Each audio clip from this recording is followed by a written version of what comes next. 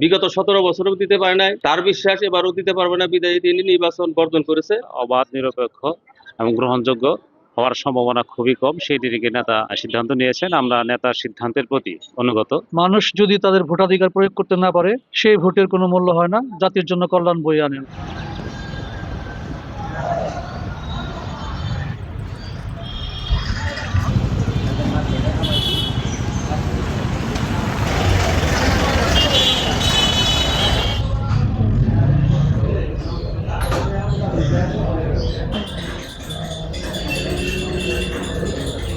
বিগত শেখ হাসিনা, স্বৈরাচার শেখ হাসিনা 17 বছর তার অধীনে কোনো সুষ্ঠু নির্বাচন হয় নাই, এবং সুষ্ঠু নির্বাচন হয় নাই বিদায়ী তার পতন হয়েছে জুলাই আন্দোলনের মধ্য দিয়ে। তারপর আসলো নিরপেক্ষ সরকার। আমার মনে হয় এ সরকারও সেরকম কোনো নিরপেক্ষতা পালন করতে পারবে না, এর কোনো ভিত্তি নাই। বিগত দিনে কাদের স্মৃতি রেখেছে এই ডক্টর ইউনূস, এই শেখ হাসিনার মতো হয় নির্বাচন করবো বিদায়ী সে আমাদের দল কৃষক শ্রমিক জনতা লীগ বঙ্গবীর কাদের সিদ্দিকী নির্বাচনে যাবে না। তার কারণ তিনি একজন মুক্তিযোদ্ধার জীবন্ত কিংবদন্তি বঙ্গবীর। তিনি আসলে রাজনীতি বুঝে, বিগত দিনে রাজনীতির ন্যায়ের পক্ষে, অন্যায়ের বিরুদ্ধে, টেকনাফ থেকে তেঁতুলিয়া পর্যন্ত যেখানে অন্যায়, যেখানে অত্যাচার, সেখানে আমাদের নেতা বঙ্গবীর কাদের সিদ্দিকী অংশগ্রহণ করে।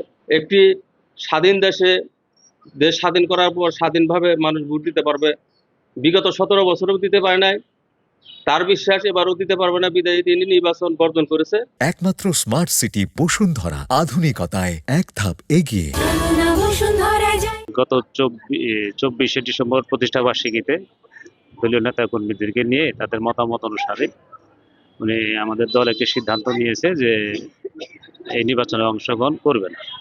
তো আমার ব্যক্তিগত যে বিষয়টা সেটা হলো যে আমরা বিগত সেই 5ই আগস্টের পরে যে জিনিসটা দেখছি যে বাংলাদেশের রাজনীতিতে সর্বদলীয় কোনো মিটিং এই অন্তর্বর্তী সরকার করে নাই। তো এই বিষয়টা নিয়ে আমাদের অনেকেরই কুণ্ঠা ছিল যে আমাদের যে দল কৃষক শ্রমিক জনতা লীগ এই দলকে ডাকবে অন্তর্বর্তী সরকার, কিন্তু তারা ডাকে নাই। এরকম আরো অনেক দল আছে, আওয়ামী লীগকে তারা নিষিদ্ধ করছে, সেটা তাদের ভিন্ন কথা। 14 দল বা অন্যান্য যে কিছু দল আছে, সেই নিরিখেই দেখা যায় যে আগামী নির্বাচনটা অবাধ, নিরপেক্ষ এবং গ্রহণযোগ্য হওয়ার সম্ভাবনা খুবই কম, সেই দিকে নেতা সিদ্ধান্ত নিয়েছেন। আমরা নেতার সিদ্ধান্তের প্রতি অনুগত, ওনার সিদ্ধান্তকে আমরা স্বাগত জানাই। বঙ্গবীর আব্দুল কাদের সিদ্দিকী বীরত্তম গত 24শে ডিসেম্বর প্রতিষ্ঠা বার্ষিকী এবং কেন্দ্রীয় কমিটির বিশেষ বর্ধিত সভায় সবার সম্মতিক্রমে বর্তমান অন্তর্বর্তী সরকারের যে নির্বাচন, ত্রয়োদশ নির্বাচন আয়োজন করে যাচ্ছে, সেই নির্বাচনে দেশে যে সার্বিক অংশগ্রহণমূলক নির্বাচন সেটা হচ্ছে না। এই জন্যই বঙ্গবীর আব্দুল কাদের সিদ্দিকী বীরত্তম তার দল সিদ্ধান্ত নিয়েছে, এবং আমি একজন কর্মী হিসেবে দলের বিশ্বাস করি যে গণতান্ত্রিক এবং নির্বাচনমুখী দল। মানুষ যদি তাদের ভোটাধিকার প্রয়োগ করতে না পারে, সেই ভোটের কোনো মূল্য হয় না, জাতির জন্য কল্যাণ বয়ে আনে। এই জন্যই মূলত বঙ্গবীর আব্দুল কাদের সিদ্দিকী বীরত্তম মহোদয় এবং তার দল কৃষক শ্রমিক জনতা লীগ নির্বাচন থেকে সরে দাঁড়াচ্ছে।